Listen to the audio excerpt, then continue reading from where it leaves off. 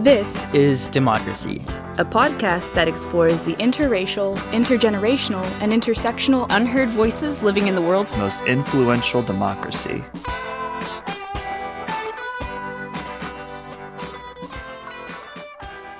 Welcome to our new episode of This is Democracy. This week, we're going to discuss one of the biggest topics of our time, a topic that is with us in all sorts of discussions around foreign policy, around policing, around COVID, economic aid, the question of big data.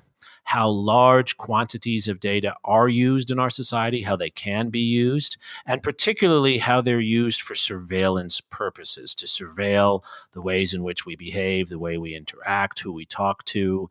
This is a fundamental question for our democracy because there's a potential for big data to provide assistance and provide for more equality in our society. There's also the danger of data being used to heighten inequalities and differences among us in our society. And we have the opportunity this week to talk to the person who I think is doing the most important cutting edge research in this area, Sarah Brayne. Sarah has just written a fantastic new book that I highly recommend to everyone called Predict and Surveil: Data Discretion and the Future of Policing. We're going to talk to Sarah about her research and about this book. Sarah is an assistant professor of sociology here at the University of Texas in Austin. And her research really, it's extraordinary. She looks at qualitative and quantitative methods to examine the social consequences of data-intensive surveillance practices. So she really uses both qualitative and quantitative ways to understand how big data is used and misused in our society, has written extensively on these issues, and her book is really an encapsulation of a lot of the groundbreaking research she's done. It's also a very readable introduction to these issues. Sarah, thank you so much for joining us today. Oh, thanks so much for having me. Before we turn to our discussion with Sarah, of course, we have Zachary's scene-setting poem. Zachary, what's the title of your poem today? Does the algorithm understand poetry? I'd like to hear the answer to that. Let's hear the poem. The algorithm can tell the time of day when shopliftings are most likely to occur. The algorithm can track you through a hidden camera and know exactly when you will urinate in an alleyway. The algorithm can see you as a dot, nothing more, and the algorithm can count up the number of midnight helicopter rides that will scare you into safety. But does the algorithm understand poetry? Does it know what it is like at the other end? The way the sun almost seems inimical as the dirty glass door jangles open into the corner store. Or what it's like to stare your life in the face and see it stripped down naked right in front of you as a stick of gum under a cash register roll of lottery tickets. The algorithm can track your license plate across the country. The algorithm can watch you step out of the car onto a bridge or walk to a snowdrift and deposit yourself within the cold, hard truth. And the algorithm can be there with you to search the indices for the relevant definition of crazy. But does the algorithm understand poetry? Does the algorithm truly know what it means to be so moved by a verse that you would end up on a different coast reciting Ginsberg under a palm tree, or searching an old neighborhood for the words of a song on a cassette tape that you happened to have taken unnoticed from a junk shop? So what? How can the algorithm stand there and tell me of the law of men when the algorithm does not understand poetry? The algorithm indeed has seen the music fall effortlessly into your pocket in the back of the mildewed shop. Return it, it admonishes you beneath your palm tree. Don't you move an inch, it commands you from the other side of the dirty window. Stop. Why should you get to be human? I love the imagery there, and I love the algorithm speaking back at the end. Zachary, what is your poem about? My poem is really about the sort of disconnect between big data and emerging technology in our world and the humanity that it's supposed to govern and somehow chart. Well, Sarah, this takes us right into your space. Wow, that was so cool. Thank you so much for sharing that, Zachary. That was really well done, Zachary. Really, really well done. Sarah, when we refer to big data, or when Zachary speaks of algorithms here, what are we really talking about? What is this stuff? Yeah, there's all of these definitional debates, and just sort of to get everybody on the same page early on in the book, I just say, I'm using this term big data to refer to massive and diverse data sets, meaning large quantities of data, typically that come from a range of different institutional sources rather than just one source, and then the analytics that are associated with it. So there's, you can use predictive algorithms in order to make decisions. There is other types of advanced analytics you can use, network analysis, geo-analysis, that type of thing. So it's sort of this catch-all term basically to describe the collection and analysis of massive amounts of data that a human being on their own is unable to collect and process. And is this a new phenomenon? Well, so the use of data to make decisions generally is not a new phenomenon at all. And the use of data in governance is not a new phenomenon at all. But the sort of big data era is made possible or facilitated by the mass digitization of information. So, all of these digital trails that we leave in our everyday lives, that has really exploded over the past 10, 15 years. And that sort of is what makes this big data environment possible, I think. So it's new in that sense. And one of the points your book makes so well from page 1 is that the data does not have prima facie wisdom. It doesn't give objective answers. What is subjective about it? Yeah, so that's sort of the idea, basically, that data does not necessarily speak for itself. It's not just like a mechanical reflection or a mirror reflection of what's going on in the world. And I think that actually Zachary's poem gets at this in a way, is that data captures certain things, right? Certain measurable, observable behaviors and things that we do.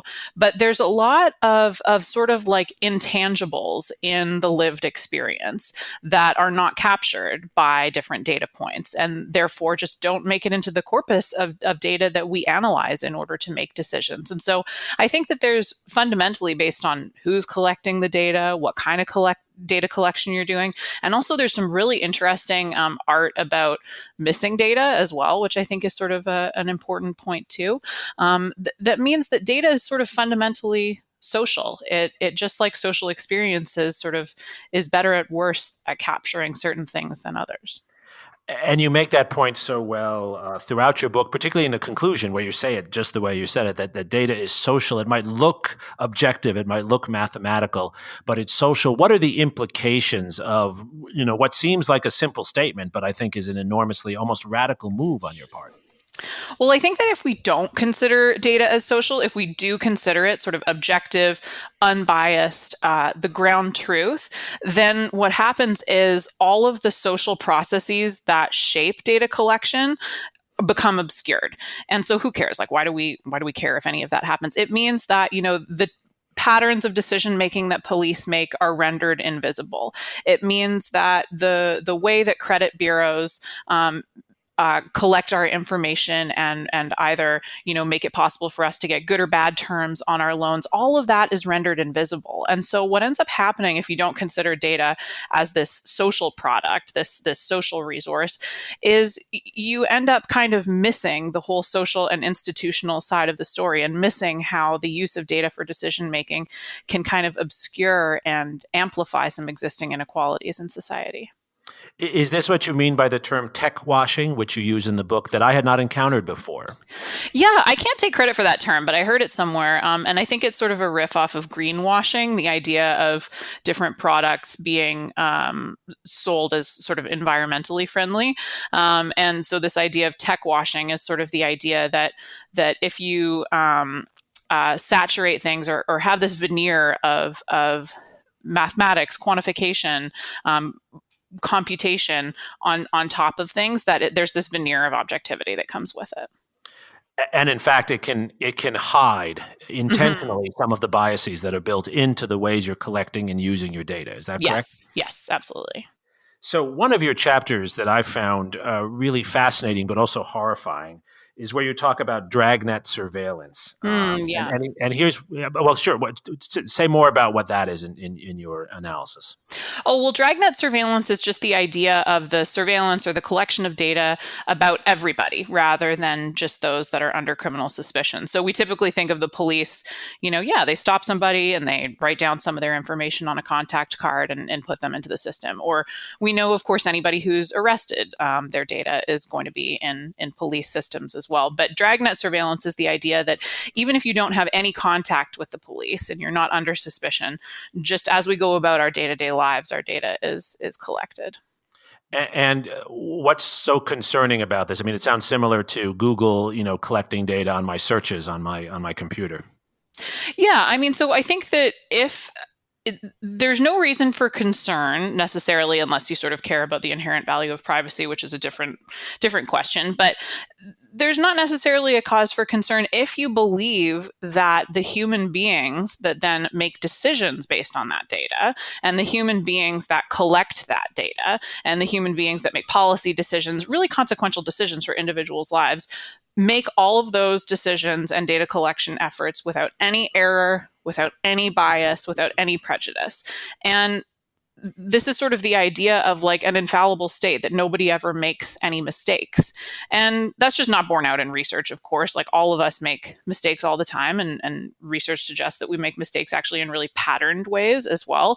And regardless of whether or not there's ill intent, that can sort of occur. And so why this matters, though, is that it's very difficult to put your finger on exactly where or whom you can hold accountable for the errors or for the unequal effects of the decision making based on these data.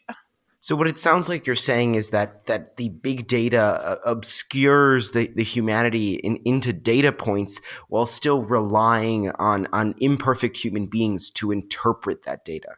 Yeah, I think that's a really good summary. There's a couple of terms to kind of capture what you're suggesting there. There's some people talk about digital doubles or digital doppelgangers, wherein, when institutional actors are making decisions about us these days, like what are the terms of our mortgage going to be? Are we going to get released on bail, et cetera, et cetera?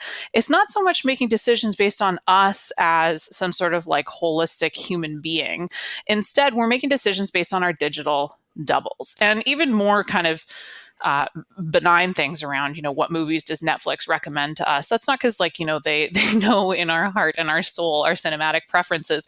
It's based on what we've watched in the past. Those are the observable things. And so decisions are made based on what is observable, and the human in the loop aspect of it is often rendered invisible. And what's so cool about your work, at least for me, Sarah, and I think for many of our listeners, is these big concepts you're talking about. You apply them directly to policing. For this book that you've published, I mean, you spent a lot of time with the Los Angeles Police Department looking at exactly these issues in practice. First of all, how did you make this connection to the Los Angeles Police Department?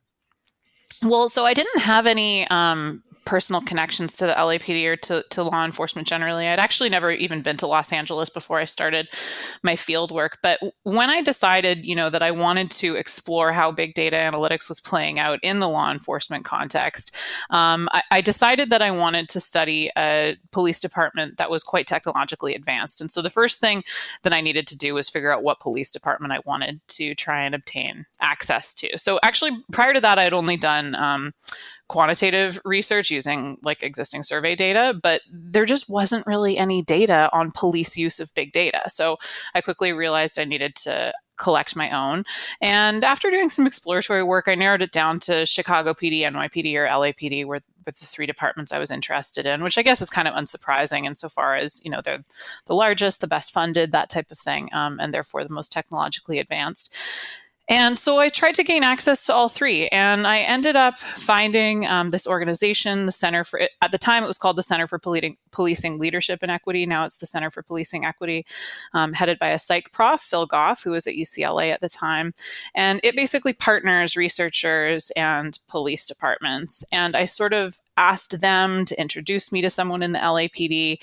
And it was quite difficult to get access to all of the people in all of the different divisions that I needed to talk to in order to try and provide as full a picture as I could. But that was sort of my first point of contact within the department. And it was just one meeting. And so I moved out to LA for 6 weeks based on one meeting, and decided, I'm just going to try as hard as I can to talk to everybody that I possibly can, and I'll see how this goes. So at the end of the meeting, I was like, thank you for your time. Is there anybody who can take me on a ride along? And he was like, yeah, okay, sure. You can go with this sergeant. Went on a ride along. A ride along is, basically a 7-hour interview. And he mentioned all of these different people and divisions. And I said, can I get their email information, or can you introduce me? And so I did just like what qualitative researchers call snowball sampling for the first 6 weeks, just cold calling people, cold emailing people, loitering around division offices. I'd finish an interview and then just wander around the hallways until somebody asked me if I was lost, and then I'd do another interview. So it was really like an uphill battle in that sense. But after that initial round of fieldwork, access was more straightforward because I had talked to so many people by then that other folks in the department were more open to talking to me. My presence was kind of like accepted in that sense. Right. It's such an important point that I often discuss with my graduate students. So much of research is hanging around, loitering, and just looking to make connections. You don't know what's going to hit, but hanging around. Yeah. You have to just keep trying, and eventually you make a connection, and then it builds to other connections. Exactly.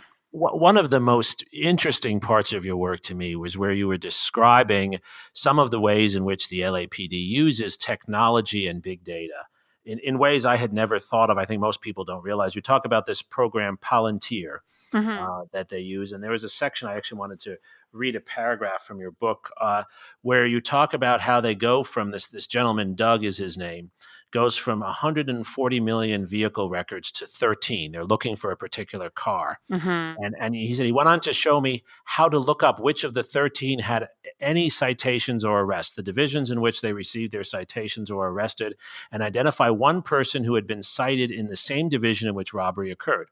If the person ended up not being the person who committed the robbery, officers could simply save the search formula and keep running it in the coming days, just in case any new data came in. I asked what happens. Sarah asked what happens when the system gives a false positive.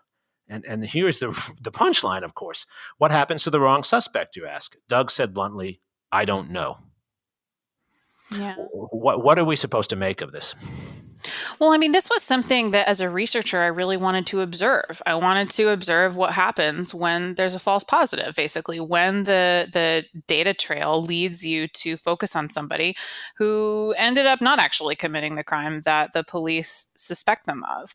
And this ended up being like actually really difficult to observe in the sense that it sort of just manifested in like investigative dead ends. And a lot of the time, I wouldn't be with the detective when they would go knock on this guy's door, for example. And so, but I was able to sort of see a little bit in terms of when I went on ride-alongs, like what happens when somebody would have a high criminal risk score, for example, in this kind of like person-based predictive policing formula that they would use. And like sometimes guys would get stopped on the street 3-4 times a day, and they wouldn't be in the commission of any crime or anything like that. There's not a warrant out for their arrest, but they would get stopped sort of over and over by virtue of sort of having a high risk score. And I didn't do research with those community members themselves, but lots of other people have done really incredible work on that. And this can sort of undermine one's perception of the legitimacy of the criminal legal system or even the government more broadly if you're sort of constantly getting harangued when you don't think you're doing anything wrong. Well, and one of the implications I took from your research is that the data is reinforcing and driving bias because they collect more data on particular communities. And then that data gives them higher risk scores. And then so because there's more data from the places that they suspect of committing criminal activity, they collect more data from them, and therefore they have more data to follow up on. And so they're more likely to be stopped, harassed, et cetera. Is that a fair reading of this? Yeah, absolutely. I mean, it's very much this sort of like quantified self-fulfilling prophecy, wherein if you continue sending your police resources, whether that's patrol cars or officers or whatever, to the same areas or to police the same people, you're more likely to detect criminal activity in those areas, whether it's a true or false detection of it, which then is going to create the arrest statistics to justify allocating more police resources to that area.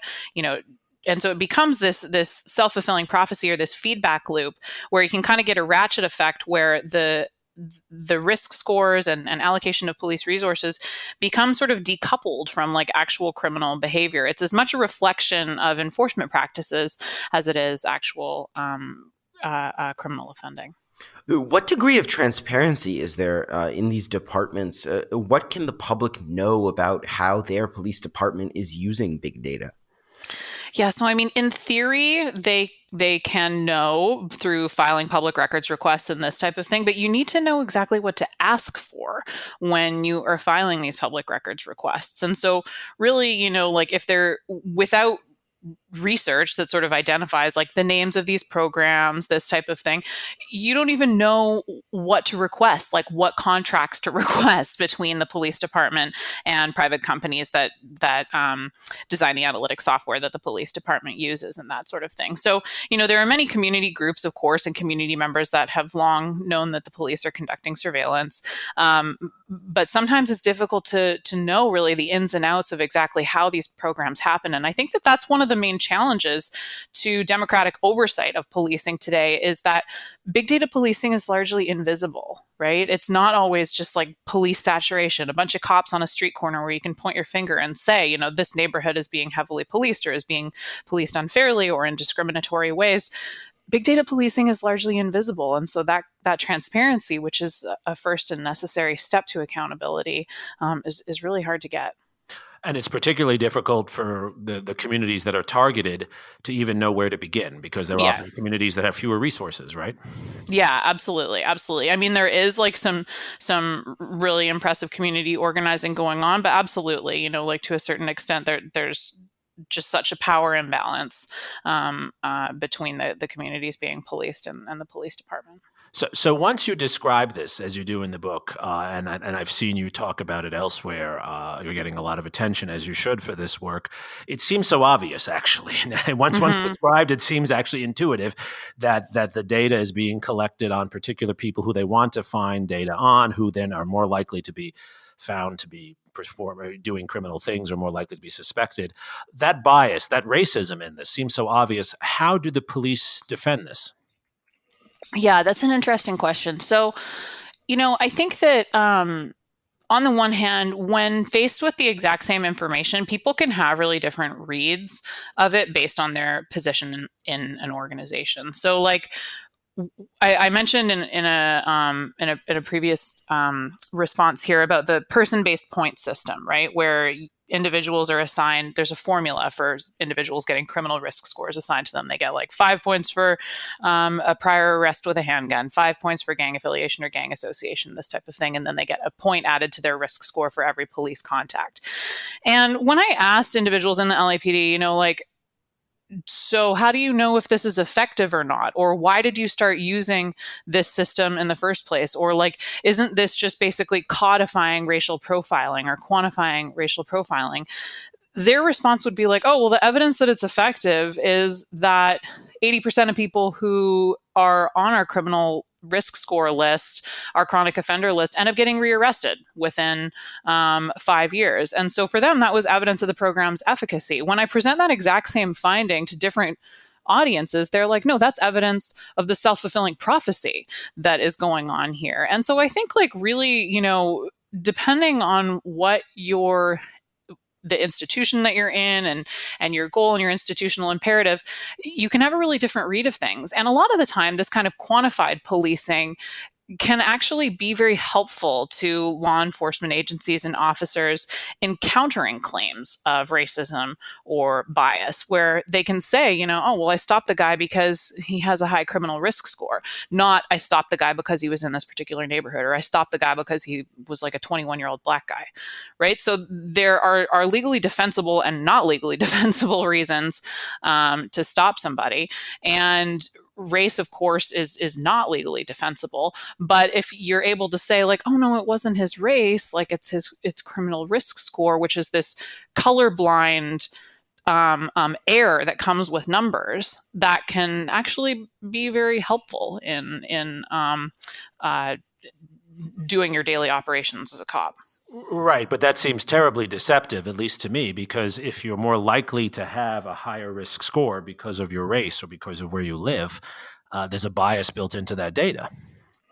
Absolutely, but I think that like data literacy, even in the general public, is not necessarily that high, and they certainly don't teach anything about any of this in training academy with the police. And so I would often ask officers like, oh, can you define an algorithm for me and this kind of thing? And like some of their answers are great, they're amazing, and like they're not at all correct. But I don't think that they I had people talking to me about Ouija boards and full moons and witchcraft and all of this kind of stuff, and so I think that these questions that you're raising around like, oh, well, isn't there bias embedded in the data, et cetera, that's not necessarily something that resonates with them or that they're familiar with or that they have as a critique. Some do, to be clear. There definitely were some folks, particularly in management positions within the department. Like there's one captain in particular that I'm thinking of that did have quite a nuanced understanding of these things. And I do think that it will grow increasingly part of how police officers are trained, et cetera. But right now, it's just also new that they're like, there's this new mysterious technology that we're supposed to be deploying, and it's like unbiased. And it's just, as one officer described it, it's just math. Right. And of course, math is supposed to be objective, people think. Mm-hmm, exactly. So one of the parts of the book that really struck me, though, and maybe runs a little bit against the goodwill that you hope and we all hope is there, is that many of the police you interviewed themselves, they don't want this data collected on them.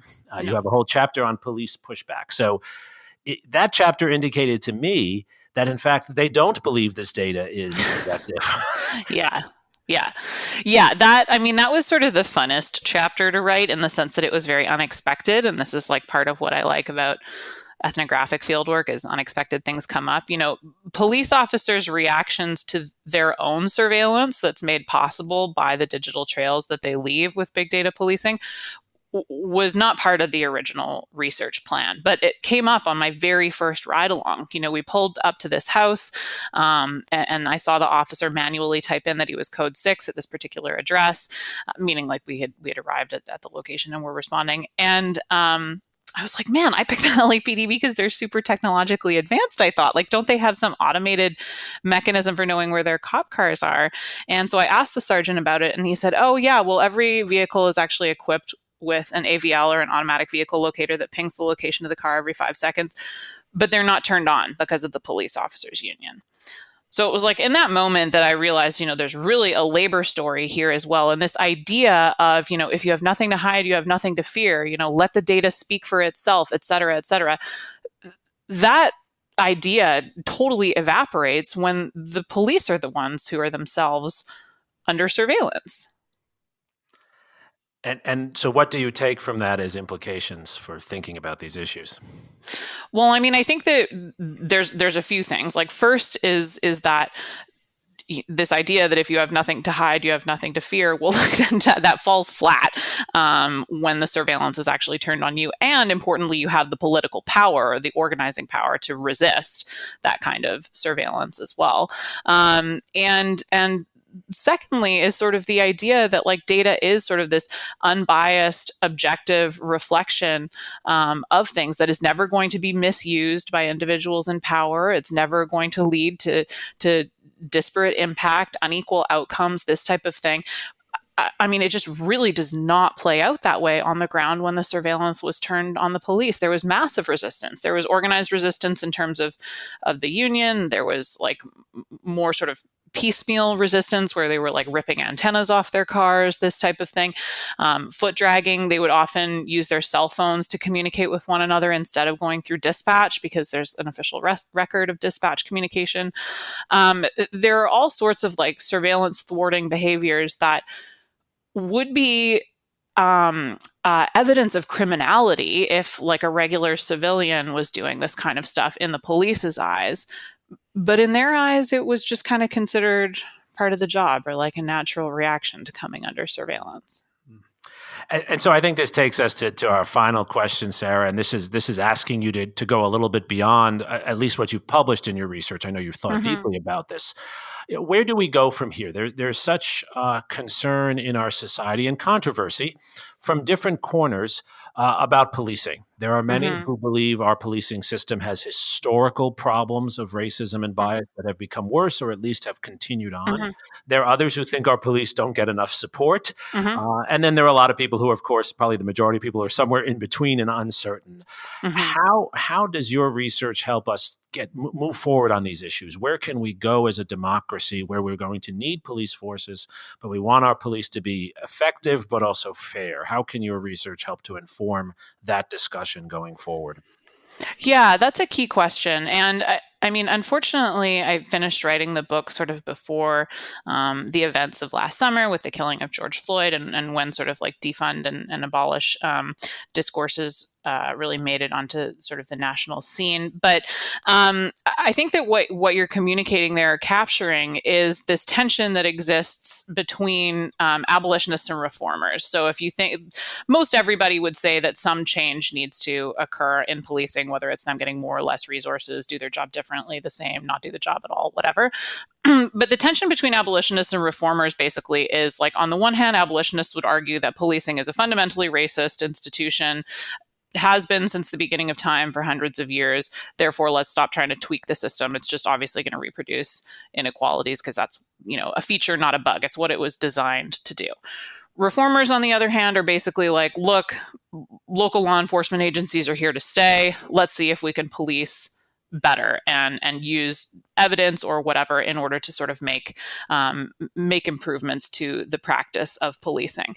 And I think that like what I've seen occurring in the context of this big data stuff or data intensive policing is a lot of problems in policing, whether it's racial bias, whether it's misallocation of resources or insufficient resources, et cetera.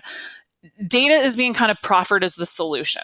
It's like, okay, too much racial bias in officer decision-making, let's automate it using algorithms. Defunding the police and we need to more efficiently allocate resources, let's use predictive algorithms in order to identify where we should allocate the resources.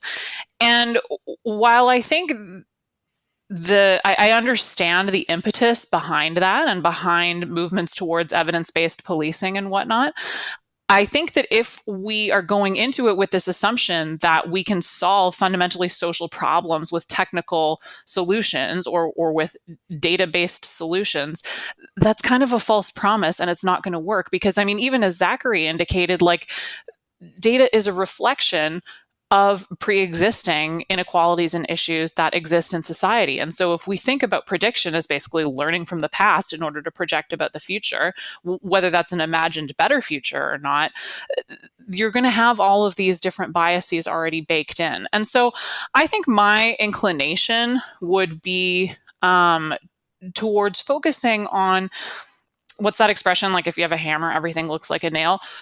Right now, we're focusing so much on how we can allocate police resources to police better, to do policing better. I think we should think a little bit more about how we can reallocate resources to police less, to need police less, to direct non-punitive resources as well, thinking more holistically that, ironically, police reform, I think, is going to have a lot to do with what we're doing outside of the context of police departments as well. We have sort of an anemic welfare state in many ways in the US. There are other things that I think we can use data to direct resources towards. Spoken like a good sociologist, that we have to think about the larger social structure in which police operate. It makes perfect sense, and there's no doubt the place of police has grown in our society in the last 20 to 30 years. And many of the problems that the police are asked to address, or that we tell them to address, are issues that they're not the appropriate institution to address. And I think you say that very well. And I think your analysis goes very well in that direction. Zachary, listening to this, as a young person who I know cares deeply about policing and about the future of our society, what do you think? I mean, do you see Sarah's analysis helping your generation to rethink or reimagine policing in other parts of our society? I think that young people my age are really growing up without the sort of same status quo assumptions about American policing. And whether you think that's good or bad, I don't think that my generation is going to go forward thinking that American policing needs to stay the way it is. I think that we're really in a moment when we can shape the way that law enforcement operates in our society. And I think that's because there is a willingness and a recognition that change does need to happen. Mm-hmm. I think that's well said, Zachary. And I think, Sarah, I think your work is so deeply grounded in research, but also has this real clear policy implication that you've articulated so well, and that I think it certainly inspired me. I know it inspires Zachary. I think it will inspire many of our listeners. Thank you for joining us today, Sarah. Oh, thank you so much for having me and for your program. And I want to encourage listeners to buy Sarah's book and read it. It's, again, Predict and Surveil. It's very readable, very short, but packed with important information. I also wanted to say, I saved this for the end, but I think it captures how Sarah is an intellectual engagée, really out there involved. She is a volunteer teaching college credit sociology classes in prisons here in Texas. I believe she did this in New Jersey as well, and she founded the Texas Prison Education Initiative. If you're interested in that, I'm sure Sarah would be happy to get you involved. Absolutely. So it's really wonderful you're doing that. Zachary, thank you for your poem. And most of all, thank you to our listeners for joining us for this episode of This is Democracy.